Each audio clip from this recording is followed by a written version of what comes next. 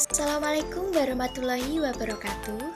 Kami dari kelompok 5 yang beranggotakan 1. Elisa Dea Marsanda, 2. Fahrizal Tian Nugraha, 3. Fasyah Paramasari Wijaya, 4. Fatimah Dwi Indrasuri.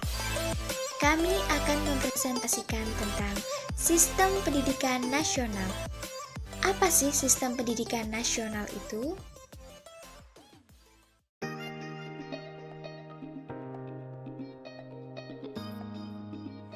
Pengertian sistem pendidikan.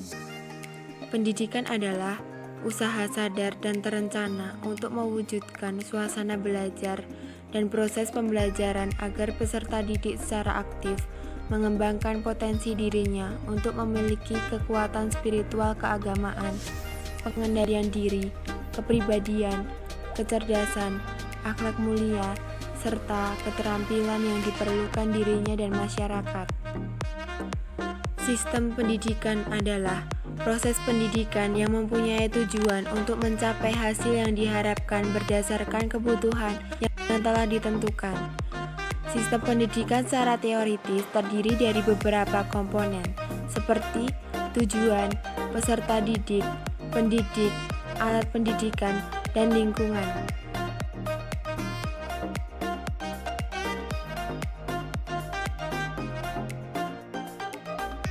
Pengertian sistem pendidikan nasional. Sistem pendidikan nasional adalah satu keseluruhan yang terpadu dari semua satuan dan aktivitas pendidikan yang berkaitan satu dengan lainnya untuk mengusahakan tercapainya tujuan pendidikan nasional. Nah, setiap sistem pasti mempunyai tujuan. Tujuan sistem pendidikan nasional berfungsi memberikan arah pada semua kegiatan pendidikan dalam satuan-satuan pendidikan yang ada.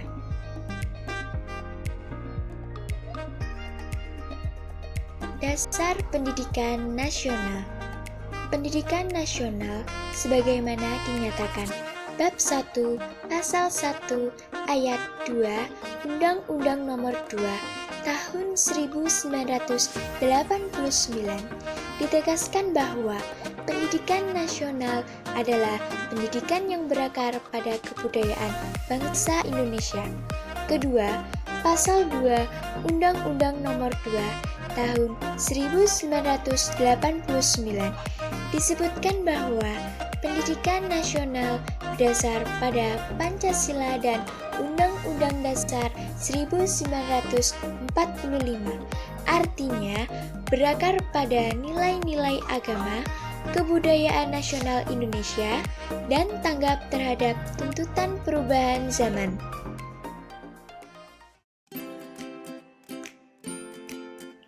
Yang selanjutnya adalah tujuan pendidikan nasional. Tujuan pendidikan mengalami beberapa kali perubahan. Berikut tujuan-tujuan pendidikan di Indonesia. Yang pertama, rumusan menurut Surat Keputusan Menteri Pendidikan, Pengajaran dan Kebudayaan Nomor 14 Bahagian O tanggal 1 Maret 1946. Tujuan pendidikan adalah untuk menanamkan jiwa patriotisme. Yang kedua, menurut Undang-Undang Nomor 4 Tahun 1950 yaitu Undang-Undang Pendidikan dan Pengajaran. Tujuan pendidikan ialah membentuk manusia susila yang cakap dan warga negara yang demokratis serta bertanggung jawab tentang kesejahteraan masyarakat dan tanah air.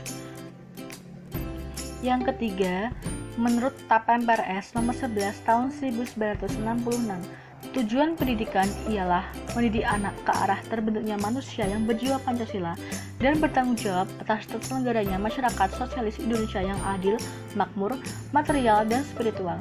Dan yang terakhir, rumusan tujuan pendidikan menurut TAP MPRS Nomor 27 Tahun 1966. Tujuan pendidikan ialah membentuk manusia Pancasialis sejati berdasarkan ketentuan-ketentuan yang dikehendaki oleh pembukaan Undang-Undang Dasar 1945 dan isi Undang-Undang Dasar 1945.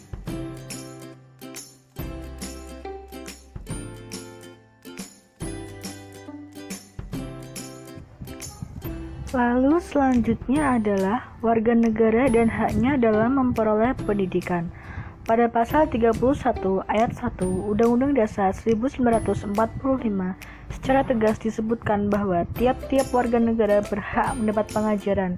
Dengan demikian, berarti setiap warga negara di Indonesia untuk memperoleh pendidikan sudah dijamin oleh hukum yang pasti dan bersifat mengikat. Artinya, pihak manapun tidak dapat merintangi atau menghalangi maksud seseorang untuk belajar dan mendapatkan pengajaran.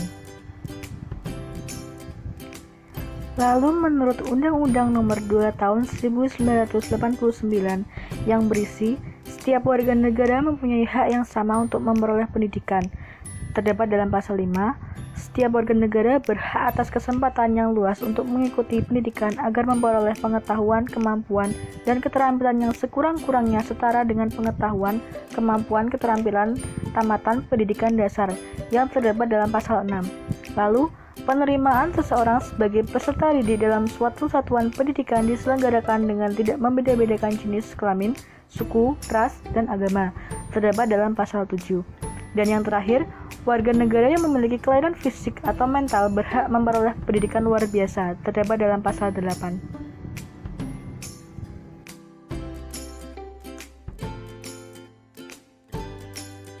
F. Pengembangan kebudayaan dan pendidikan nasional. Di dalam proklamasi pembukaan Undang-Undang Dasar 1945 dan Pancasila diwujudkan. Dalam hal ini, kesimpulan yang diperoleh bahwa pengembangan kebudayaan ini diartikan secara luas, yaitu menyangkut membangun SDM dalam mewujudkan cita-cita nasional, serta ikut menghadapi segala hambatan, tantangan, rintangan, dan gangguan yang ada dan mungkin ada melalui pendidikan nasional.